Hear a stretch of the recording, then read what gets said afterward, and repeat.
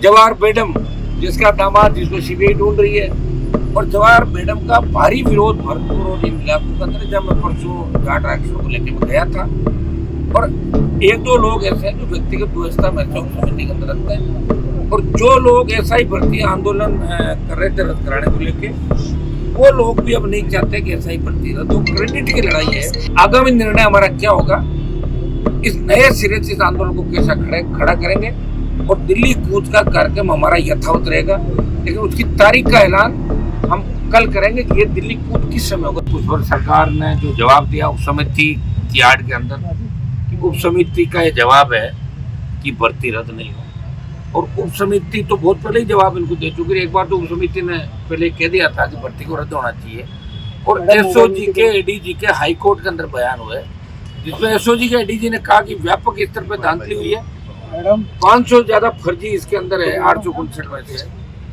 PHQ ने कहा, double एजी ने कहा, और उप समिति भी मान रही थी। आज अचानक उप समिति को क्या हो गया कि सरकार को यह जवाब पेश करना पड़ा, और सरकार एक बात और भी कह रही है, कह रही उप समिति कह रही भर्ती रद्द नहीं करेंगे, और दूसरी बात यह भी कह रही कि अभी भर्ती रद्द करना जल्दबाजी होगी। आप बताइए, दोहरा जवाब हाई कोर्ट के अंदर। वो तो हाई कोर्ट को निर्णय करना कि वो क्या करता है।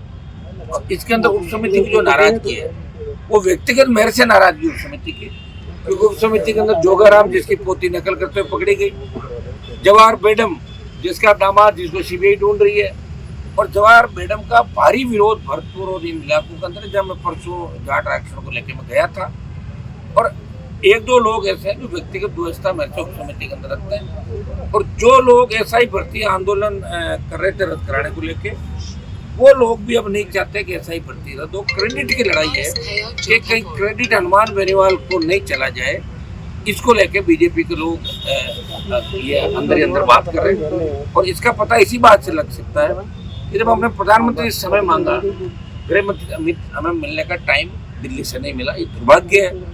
और कल हमने राष्ट्रीय लोकतांत्रिक पार्टी की आपात बैठक बुलाई है कि आगामी निर्णय हमारा क्या होगा, इस नए सिरे से इस आंदोलन को कैसा खड़ा करेंगे, और दिल्ली कूच का कार्यक्रम हमारा यथावत रहेगा, लेकिन उसकी तारीख का ऐलान हम कल करेंगे कि ये दिल्ली कूच किस समय होगा। दिल्ली कूच को आसान नहीं है कि अपने सिटी मारी और दिल्ली कूच हो गया। वहाँ हजारों लाखों लोगों के साथ हमें दिल्ली कूच करना है। कौन से पॉइंट से हम सभा करेंगे, किधर से कूच करेंगे, क्योंकि मान लो कहते हैं जयपुर से भी कूच कर यहीं रोक लेंगे 500 मीटर बाहर। तो दिल्ली कूच बड़े प्लानिंग से किन किन तरीके से होगा, कौन कौन से मुद्दे होंगे, इनको लेकर हम करेंगे। निश्चित रूप से भारतीय जनता पार्टी के बड़े नेता, मैं तो कहूँगा कि कई जातियों का जिनका सिलेक्शन ज़्यादा हुआ है यहाँ पे, उन नेताओं ने इसको जातीय आधार पर बना लिया।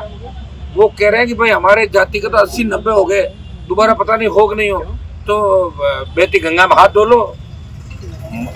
कई आपके जो लोग हैं बीजेपी के, उन्होंने, मुझे लग रहा है कि एसआई के जो अभ्यर्थी है, इनसे मोटी रकम भी, जो ट्रेनी है, इनसे मोटी रकम भी भारतीय जनता पार्टी के नेताओं ने ली। नहीं तो थूक के चाटा बीजेपी ने। इन्होंने ही कहा चुनाव से पहले कि एसआई भर्ती रद्द करेंगे, 8 पेज का पुनर्गठन करेंगे। प्रधानमंत्री मोदी जी ने कहा, अमित शाह ने कहा, और तमाम नेताओं ने कहा। अब ये तो थूक के चाट लिया कि वो जो बात मैं कहूँ और मैं उस बात पे खरा ही नहीं उतरूँ, या तो आप बयान दो मत।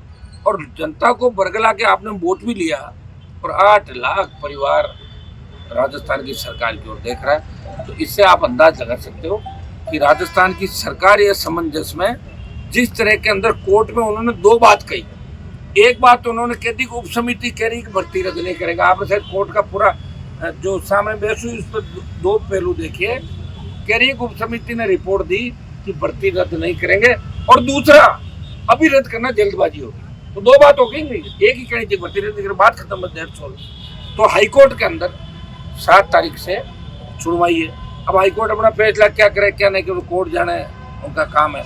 हमें इनके लिए लड़ना है। हमारा एक कमिटमेंट है कि राजस्थान के एसआई अभ्यर्थियों को न्याय दिलाएंगे। हम ये नहीं करेंगे जो सही चुने हुए अभ्यर्थी है उनके साथ अन्याय हो, लेकिन वो पता कैसे करोगे आप सही गलत का, और कहाँ से पकड़ लेगी एसओजी? 500 का बता रही थी, अब 1 दिन में या 4 दिन में कहाँ से पकड़ लेगी इतने लोगों को? उसके बाद कौन सी मशीन है एसओजी के पास जो पकड़ लेगी? वहाँ भी तो 1 के साथ 2, 3 के साथ एक फ्री का सिस्टम चल रहा है। वहाँ भी तो चोर डाकू बैठे हैं एसओजी के अंदर। 4 को पहले ही निकाला था, जिनकी जांच चल रही है, और मीडिया के अंदर भी खूब ही बातें चली। निश्चित रूप से राजस्थान के जवानों को लड़ना होगा। और कांग्रेस बीजेपी मिलकर राजस्थान को लूट रहे, इसमें कोई दो राय नहीं। और इनको पता कि क्या कर लेंगे, ज़्यादा से ज़्यादा 4 दिन हल्ला कर लेंगे, 3 दिन मीडिया में छपेगा, फिर मीडिया छापना बंद कर देगा, दिखाना बंद कर देगा, अपना आंदोलन खत्म हो जाएगा। यही परिपाटी राजस्थान के अंदर रही है। इसलिए कोई भी नेता यहाँ लंबी लड़ाई लड़ता नहीं। और देखिए लंबी लड़ाई लड़ी भी नहीं। जब पार्टी 66 साल बाद राष्ट्रीय लोकतांत्रिक पार्टी बनी, इससे अंदाज लगा सकते हो उन नेताओं के इतिहास का, जो सड़क पे क्या कहते हैं, बंद कमरे में क्या कहते हैं, और अपने मुद्दे को छोड़ के दूसरे मुद्दे को पकड़ लेते हैं, उसमें कह रहे हैं उस पर नो कमेंट।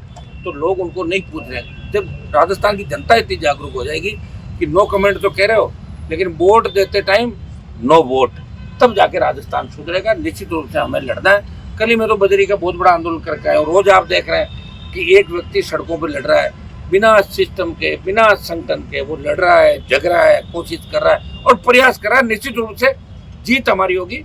कल आपात बैठक राष्ट्रीय लोकतांत्रिक पार्टी हमने बुलाई, जिसमें 150 प्रमुख लोग हमारे आएंगे। और आंदोलन का अगला स्वरूप क्या होगा, आप देखिए 70 दिन हो गए हमें धरने पे बैठे हुए। इस दरमियान हमने दूसरे धरने भी दिए। इस दरमियान हमने 1 लाख से ज्यादा जवानों की रैली करी, जेल भरो आंदोलन चलाया, और यहाँ से हटे नहीं। सरकार हमें नहीं थका पाई। हम राजस्थान की सरकार को थका देंगे और भजन लाल की विदाई भी करा देंगे अगर ठीक ढंग से काम नहीं किया।